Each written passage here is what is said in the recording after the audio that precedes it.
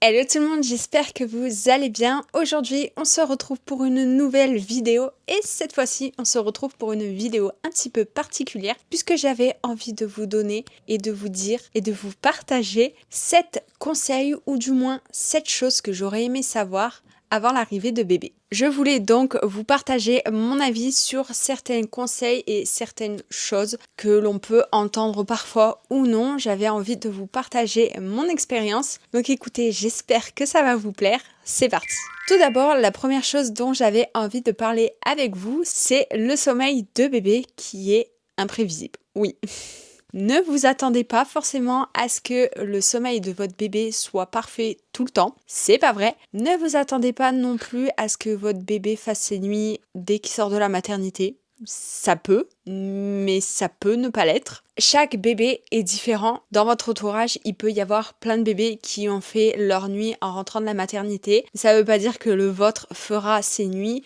Et inversement, il y a plein de bébés qui ne font toujours pas leur nuit et pour autant, votre bébé peut lui faire ses nuits en sortant de la maternité. Vraiment, c'est très aléatoire, c'est propre à chaque bébé, mais je pense que de manière générale, le sommeil de votre bébé est surtout imprévisible et aléatoire. Pépette a 1 an aujourd'hui et autant vous dire que ça fait 1 an qu'on n'a pas eu de vraie nuit. Bon, moi, personnellement, ça fait plus d'1 an, puisque c'est vrai qu'en fin de grossesse, j'allais plusieurs fois aux toilettes, donc mes nuits étaient souvent très saccadées. Par chance, j'avais pas un bébé qui bougeait énormément la nuit, donc c'est pas ça qui me dérangeait le plus, c'est surtout mon envie d'aller aux toilettes qui était récurrent. Donc ça fait plus d'1 an que je ne dors plus la nuit, mais c'est vrai que nous, notre fille, elle ne dort toujours pas. On a essayé de trouver plusieurs solutions, mais on doit quand même se lever plusieurs fois par nuit pour vous dire à tel point que le sommeil est imprévisible et très aléatoire. Il se peut que quelques nuits, par-ci par-là, allez savoir pourquoi, elle fait sa nuit complète sans qu'on ait besoin de se lever. Autant vous dire que c'est très très rare, mais ça arrive. Vous allez peut-être avoir une période où bébé fait plus ou moins ses nuits et allez savoir pourquoi. Pendant quelques jours, pof, il fait plus ses nuits et puis ça revient et puis plus. Bon, nous, c'est plutôt l'inverse. Elle fait souvent pas ses nuits et allez savoir pourquoi. Une nuit ou deux, pouf, elle fait ses nuits et hop, rebelote, ça régresse. C'est vraiment très très aléatoire. Il va y avoir des nuits où votre bébé aura plus besoin de manger que d'autres nuits. Là, c'est vrai que ces derniers temps, la semaine dernière, on s'est levé 2 nuits pour un biberon, que là maintenant, plus besoin. Donc c'est vrai que c'est très très aléatoire, on sait pas trop sur quel pied danser et c'est assez embêtant parce que quand on a des journées chargées, on se dit quelle nuit on va passer la veille pour voir est-ce qu'on va être en forme pour cette fameuse journée ou pas. C'est compliqué. Moi, vous voyez, aujourd'hui, j'avais un rendez-vous où il fallait que je dorme correctement cette nuit. Pépette n'a pas dormi comme il faut, donc autant vous dire que j'étais un peu fatiguée et le rendez-vous, j'ai un peu douillé. Mais bref, là n'est pas la question. Sachez que le sommeil de votre bébé peut être imprévisible. Si vous avez de la chance, tant mieux. Si vous êtes comme moi, écoutez, bienvenue au club. Je pense que ça va passer. Ce n'est qu'une passade. De toute façon, depuis que je suis devenue maman, je me dis tout le temps, Charlène, détends-toi, ça va passer, ce n'est qu'une passade. Et des fois, donc ça peut être aussi bien les nuits que les siestes. Vous allez voir, moi des fois, la petite, elle fait des siestes d'une demi-heure, des fois elle fait des siestes de 2 heures, des fois elle veut la sieste du matin, des fois elle veut pas la sieste du matin, des fois l'après-midi elle veut pas dormir mais elle est fatiguée. Enfin, même les siestes, ça peut être très aléatoire et ça peut être parfois compliqué. Et surtout, une chose que je tenais à vous dire, c'est que peut-être, moi je parle de mon expérience personnelle, mais c'est vrai que des fois, Pépette, elle se réveille la nuit et elle a vraiment besoin de nous, elle a besoin de dormir avec nous, donc c'est vrai que de temps en temps, on la met dans notre lit et c'est pas grave. C'est ok. Il faut savoir que tous les mammifères, de manière générale, dorment avec leur bébé, donc pourquoi pas nous. Votre bébé a été 9 mois dans votre ventre, donc c'est normal qu'il ait besoin de vous encore même après. Et puis honnêtement, si vous êtes de la même team que moi à ne plus vraiment dormir, je peux vous dire que quand bébé a besoin de vous et que vous avez besoin de dormir, vous réfléchissez pas 100 ans, vous mettez bébé dans votre lit et vous dormez. Alors, peut-être que votre sommeil ne sera pas aussi bien que si vous dormiez tout seul, mais vous arriverez quand même à dormir quelques heures supplémentaires. Donc sachez que c'est pas bien grave si vous dormez avec votre bébé, c'est tout à fait ok. Deuxième conseil que je peux vous donner, c'est que bébé n'a pas besoin de 18 milliards de choses. Je vous explique. Par exemple, les vêtements. Nous, c'est vrai que quand elle est née, les fameux cadeaux de naissance étaient énormément de vêtements. On a eu énormément de vêtements. Pour vous dire, tout ce qui est tenue, donc robe, pull, pantalon, on en a eu... je crois une dizaine, voire même une quinzaine par taille. Alors après, chacun fait comme il veut, mais c'est vrai que nous, on partait du principe que bébé est toute petite. Les premiers mois, on n'a pas nécessairement envie de la sortir pour éviter les bains de foule, les maladies. Enfin, nous surtout, c'était un bébé d'automne-d'hiver, donc on l'a pas vraiment trop sorti non plus. Et les fois où on l'a sortait, c'est vrai qu'on l'a laissée en pyjama par confort pour elle, en fait. Je trouve que les bébés, les nourrissons, là, les nouveau-nés, ils sont, je vais pas dire fragiles parce que c'est pas des sucres, mais quand même, ils sont tout... Enfin, c'est difficile, on les manie pas de la même manière que quand ils ont 1 an. Et c'est vrai que nous, on avait tendance à beaucoup la laisser en pyjama. Par confort, en fait, je pense qu'elle est, elle est beaucoup mieux en pyjama que dans des robes ou dans des pantalons qui lui serrent le ventre. Enfin, après, c'est mon avis personnel. Mais c'est vrai que nous, on a fait ça jusqu'à cet été, en fait. Je crois on l'a beaucoup laissée en pyjama. Jusqu'à ce qu'en fait, elle fasse du 4 pattes. Parce que bon, après, les pyjamas, quand ça traîne par terre, c'est pas terrible non plus quand tu fais les siestes, etc. Et pour vous dire, donc, on a eu énormément de tenues. Et c'est vrai que de temps en temps, pour des occasions assez particulières, des baptêmes, des anniversaires, les fêtes de fin d'année, les soirées chez des copains ou en famille, c'est vrai qu'on avait tendance à l'habiller un petit peu, parce que Char, elle pouvait pas tout le temps rester en pyjama non plus, il fallait un petit peu l'habiller. Mais pour vous dire, et moi, ce que je vous conseille, c'est surtout les premiers mois comme ça, jusqu'à ce qu'elle fasse du 4 pattes, j'aurais envie de vous dire, mais ça après c'est à vous de juger ou pas. Moi je vous conseille, grosso modo, 3-5 tenues par taille. Donc les tenues, j'entends robe, pull, pantalon. Vous voyez, ces trucs-là. 3-5 par taille, vraiment, ça suffit largement. Personnellement, je pense. Après, vous faites comme vous voulez et si jamais, n'hésitez pas à me donner votre avis dans les commentaires. Si vous saviez le nombre de choses que l'on a vendues sur Vinted et le nombre de choses où elle a quasiment jamais mis, parce que on l'habillait pas tous les jours non plus. Donc c'est vrai qu'on a essayé au moins de l'habiller au moins une fois avec ces vêtements-là, mais on l'habillait pas tout le temps par souci de confort en fait. Par contre, tout ce qui est pyjama et body, c'est vrai qu'on en avait une dizaine de chaque taille. Par contre, nous, la nôtre, elle faisait pas mal de reflux. Donc c'est vrai que quand elle faisait beaucoup de reflux, forcément, il fallait la changer. Et ça m'est arrivé une journée où il a fallu que je la change 3 fois. Donc 3 body, 3 pyjamas. Et si vous ne voulez pas faire des machines tous les jours, je vous conseille, je pense, d'avoir une dizaine de chaque. Une dizaine de body, une dizaine de pyjamas. Je pense que ça suffit largement pour le coup. On est bien. Moi, je pense qu'on est bien.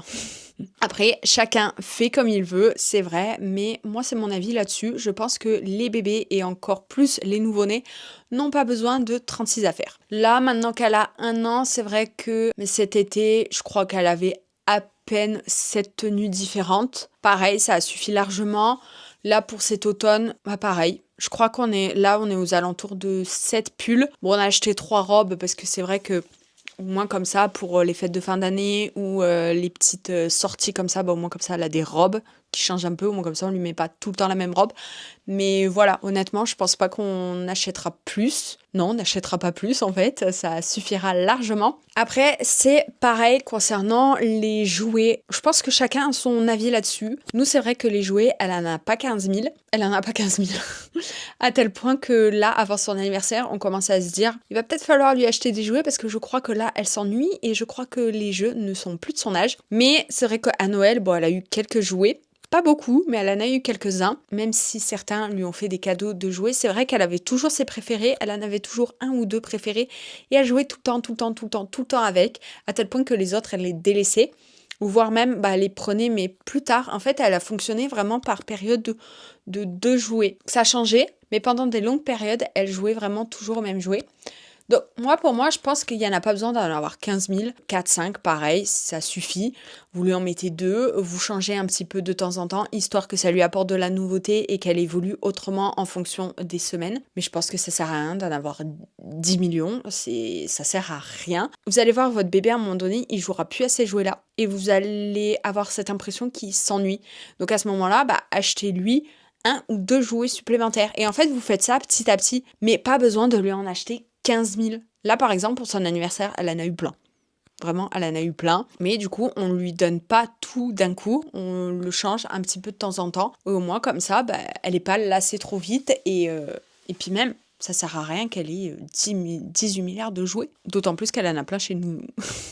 Mais ça, encore une fois, chacun a son propre avis là-dessus. Nous, c'est vrai qu'on fonctionne un peu comme ça. Et parce que d'une part, ça coûte extrêmement cher. De deux, on voit pas l'intérêt qu'elle en ait beaucoup. On préfère lui apporter de la nouveauté de temps en temps quand on voit vraiment qu'elle en a besoin. Et ensuite, pareil, pour les biberons, je vois que certaines ont des dizaines de biberons. Je sais pas comment vous faites pour avoir des dizaines de biberons. Nous, on tourne avec 3 biberons depuis le début. Alors, à la base, on avait un pack de 4, mais c'est vrai qu'il y en a un qui est resté chez nous. Donc, du coup, on tourne avec 3 biberons, 2 petits et un grand. Là, on va acheter un autre grand, pour le coup, parce que les quantités commencent à être assez conséquentes. Donc, il va falloir qu'on rachète un biberon. Mais on tourne avec 3 biberons depuis 1 an et ça suffit largement. Pas besoin d'en avoir 10 millions.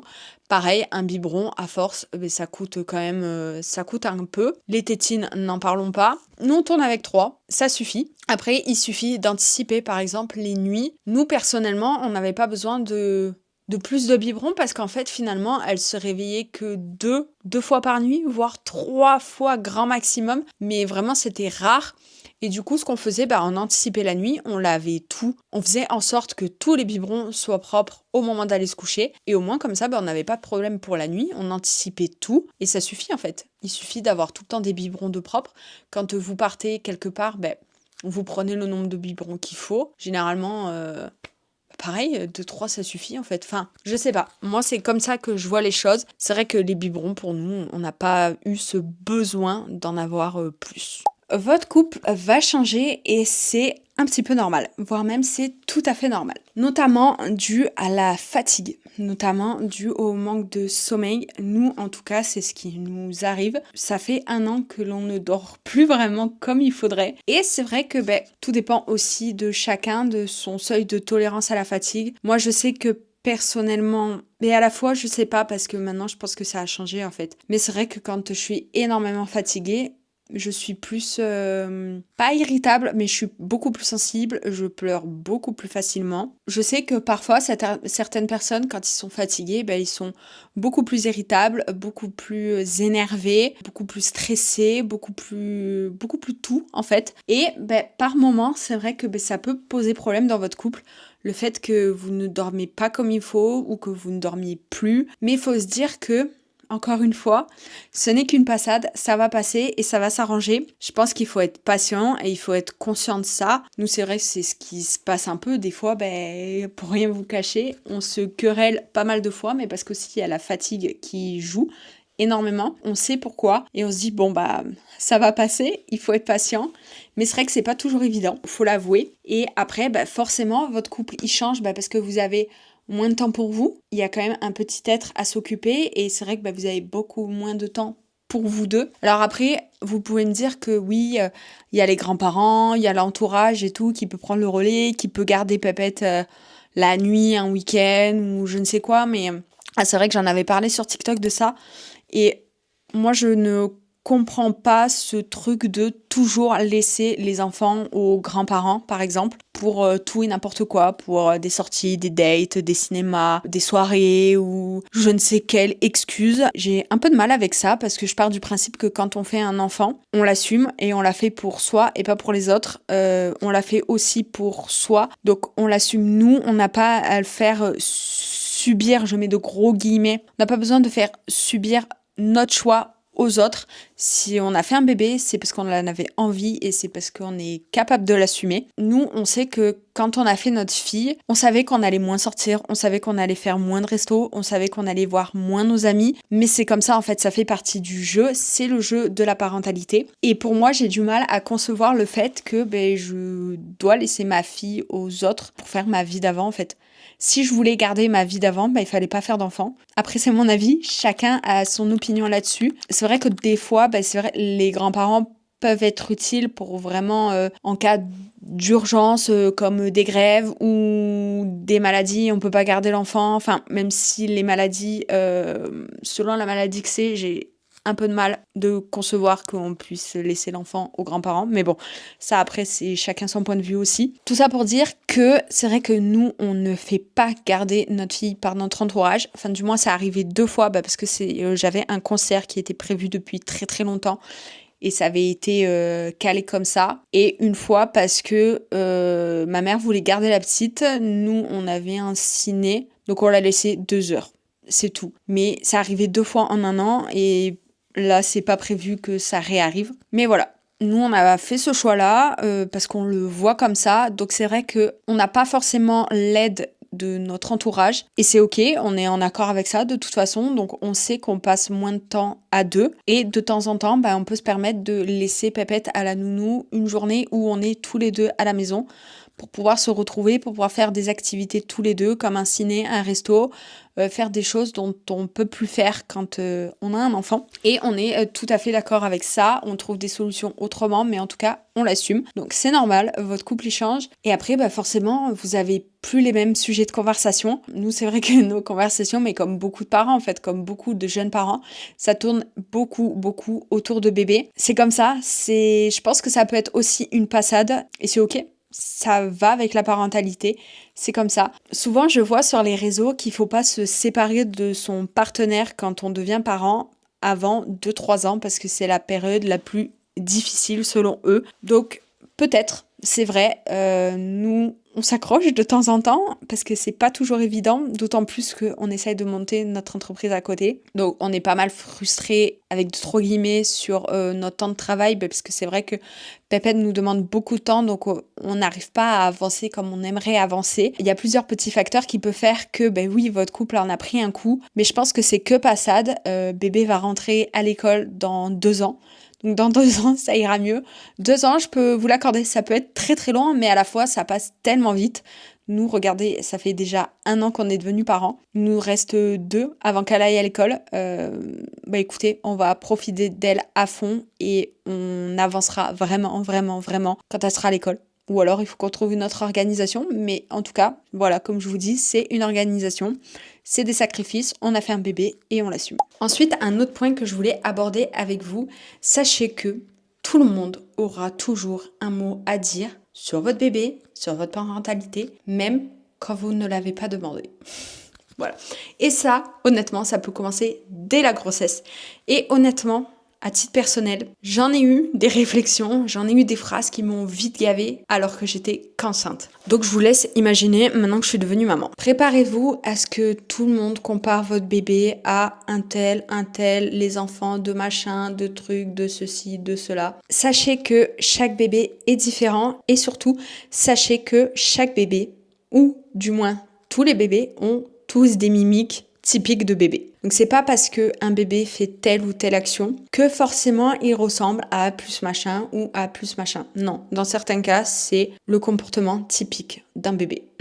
Tout le monde va dire quelque chose également sur le comportement de votre bébé. Sachez une chose, et écoutez-moi bien. Votre bébé, c'est votre bébé. Vous êtes la maman, vous êtes constamment avec votre bébé, ou du moins vous passez clairement plus de temps avec votre bébé que quelqu'un d'autre. Donc vous connaissez ses réactions, vous connaissez ses comportements face à telle ou telle situation. Et sachez que vous entendrez toujours « Ah peut-être que là il est fatigué, ah peut-être que là il a faim, ah peut-être que là ceci, ah peut-être que cela comme ça, ah ouais mais si il pleure c'est ci, ah mais si il pleure c'est ça ». Alors que vous savez pertinemment que s'il a ce comportement-là, c'est parce que c'est ça.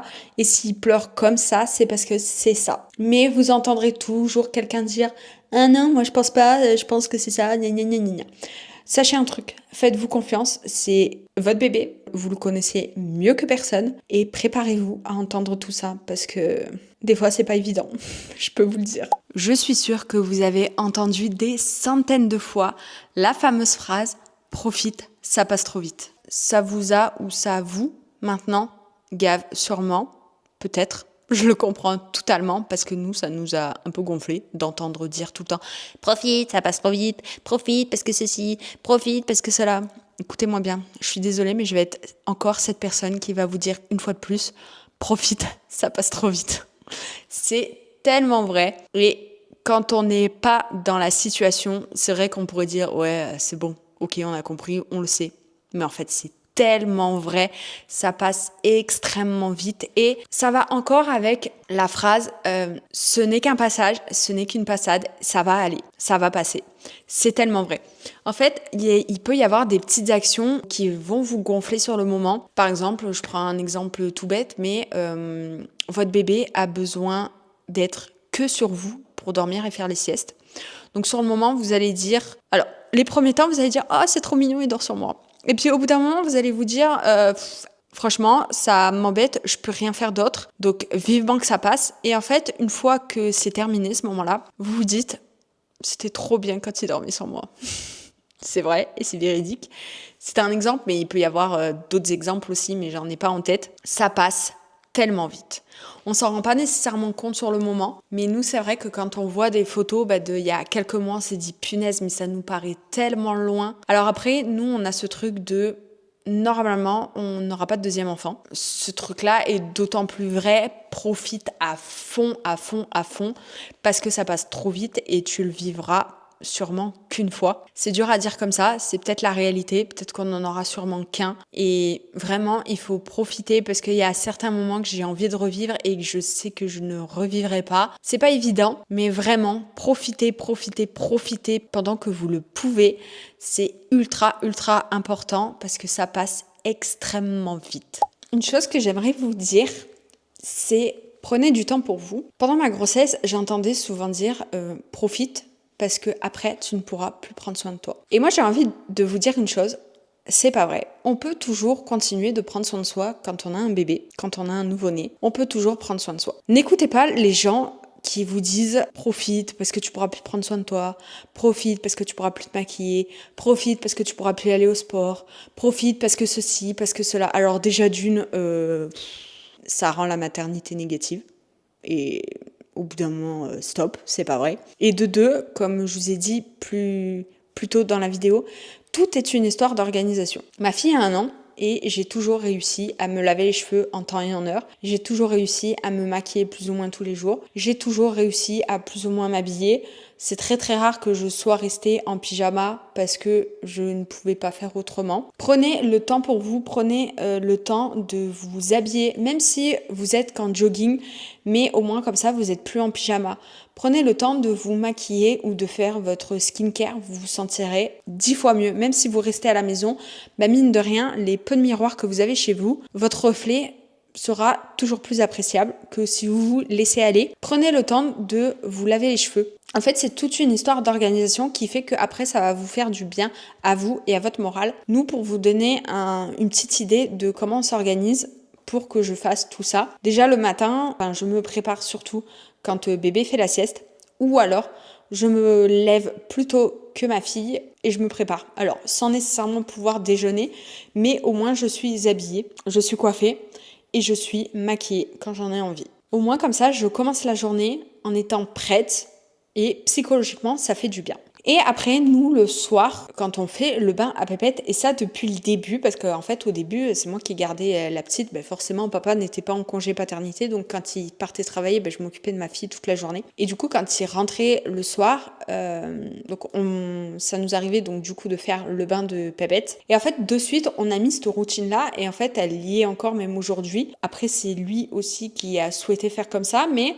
on prend le bain de la petite, il la prend, il l'amène dans sa chambre et c'est lui qui la sèche, qui l'habille. Et moi, en attendant, je prends ma douche. Et du coup, ça me permet aussi de me laver les cheveux. Moi, je sais que ma fille est avec son papa. D'une, elle est en sécurité. De deux, elle pleure pas parce qu'elle est avec son papa. Et de trois, on peut continuer notre rituel du soir normalement. Et en fait, on fait toujours ça, même après 1 an. Parce que moi, ça me permet de me préparer, ça me permet d'avoir les cheveux propres. Lui, ça lui permet de passer du temps avec sa fille.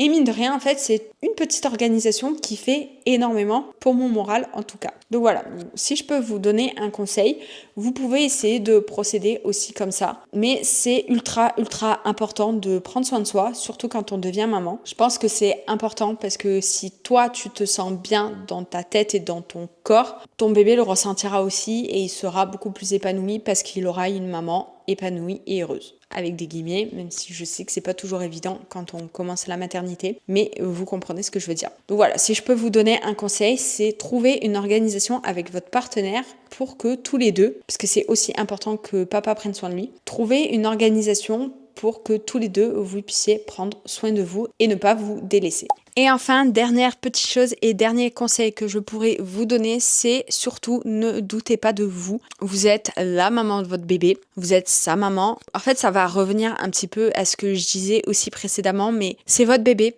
Vous le connaissez presque par cœur, vous savez comment il réagit, vous connaissez ses comportements. Donc si vous sentez que vous devez faire telle ou telle action face à telle ou telle situation, faites-vous confiance. En fait, vous avez un instinct qui fait que vous savez ce qui peut potentiellement poser problème. N'écoutez pas les autres, faites-vous confiance à vous. Vous êtes la meilleure maman qui ait pu être pour votre bébé. Moi, c'est vrai que j'ai pas mal hésité pendant longtemps et plusieurs fois, j'ai su me faire confiance et j'ai su déceler des petites problématiques grâce à mon instinct, en fait, et parce que je n'ai pas écouté les autres. Je vais vous prendre l'exemple du lait pour bébé. Ces 2 premiers mois, on était en lait de vache, donc en lait en poudre, et je voyais que bébé avait un comportement bizarre au fil des jours. Enfin, elle mangeait moins, elle pleurait très très souvent quand elle prenait le biberon, etc. Enfin, je sentais qu'il y avait un problème et je m'étais dit, et je disais à mon chéri, je pense que la petite, il faut qu'elle passe en lait de riz. Donc on avait été voir 2 pédiatres différents. Bon bref, les discours un peu moyens, mais je m'étais dit, allez viens, on essaye le lait de riz et on voit ce que ça donne. Écoutez, ça a résolu nos problèmes et je suis tellement fière de moi et tellement contente de m'être écoutée et de pas avoir écouté les autres. Parce qu'en fait, c'était ça la problématique. Notre fille est intolérante au lait de vache. Donc du coup, on a dû passer au lait à protéines de riz. Et ça a révolutionné nos problèmes. Ça a résolu nos problèmes, donc j'étais trop contente. Et tout ça pour vous dire que il y a certaines choses que vous allez déceler, que certaines vont dire « Oh non, t'abuses, oh non ceci ou oh non cela ». Mais en fait, il s'avère que vous avez raison. Mais parce que tout simplement, en fait, vous êtes la maman de votre bébé. Et voilà, si je tenais à vous dire quelque chose pour clôturer cette vidéo, c'est vraiment faites-vous confiance et ne doutez jamais de vous. C'est normal que vous doutiez de vous dans certaines situations parce que d'une, c'est humain, de deux, ça peut être votre premier bébé et vous savez pas comment ça fonctionne ou voilà, vous posez 10 millions de questions. Mais sachez que de toute façon, vous trouverez une solution et ce sera la meilleure solution pour votre bébé. Et après, fais ce que tu veux en fait. Si t'as envie de garder bébé dans les bras, parce que t'en as besoin et parce que bébé en a besoin, garde ton bébé dans les bras. Si t'as envie de dormir avec lui, dors avec lui. Si t'as envie de faire telle ou telle action avec ton bébé, fais telle ou telle action. Alors attention, hein, tout est relatif. Il faut pas faire non plus n'importe quoi avec son bébé. Mais ces petits exemples-là, je pense que c'est important que vous le sachiez et vous n'avez pas à vous comporter de telle ou telle façon sous la pression de votre entourage ou sous la pression d'inconnus. Enfin, faites comme votre instinct vous dicte de faire et je suis sûre que tout se passera bien. Voilà, je pense que j'ai fait un petit peu le tour de tous les conseils et choses que je peux vous conseiller ou je peux vous dire ou que je peux vous partager. C'est des choses que j'aurais peut-être aimé savoir avant d'avoir bébé. De toute façon, on sait ces choses-là une fois que l'on est dedans. Mais voilà, j'espère que cette petite vidéo vous aura plu. Elle est un petit peu différente de ce que j'ai l'habitude de faire. N'hésitez pas à me dire dans les commentaires si elle vous a plu, ce que vous aimeriez voir, si vous avez d'autres thématiques que vous aimeriez voir un petit peu autour de ce concept-là. N'hésitez pas à liker la vidéo également si elle vous a plu. Moi comme ça m'aidera pour la suite de mes vidéos. N'hésitez pas à vous abonner à la chaîne également pour voir la suite de mes aventures. En attendant une nouvelle vidéo, je vous dis à très bientôt. Prenez soin de vous et surtout, faites-vous confiance. Ciao!